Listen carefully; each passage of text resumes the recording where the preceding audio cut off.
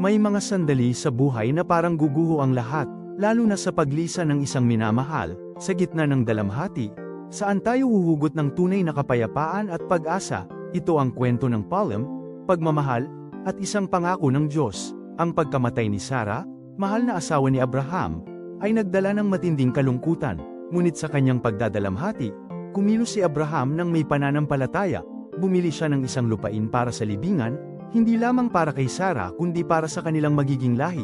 Ang bukirin at ang yungib na naroon ay naging tiyak na pag-aari ni Abraham. Ito ay higit pa sa libingan, ito ay simbolo ng pamana, kaya kahit sa pinakamadilim na sandali ng pamamaalam, may liwanag. Ang bawat pagtatapos ay simula rin ng isang bagong kabanata sa piling ng Diyos. Ang kanyang pagmamahal at pangako ay nananatiling eternal, nagbibigay ng walang hanggang kapayapaan at katiyakan. Ang ating mga minamahal ay nagpapahinga sa kanyang mga bisig, at tayo ay naghihintay ng muling pagtatagpo, isang pamana ng pag-asa.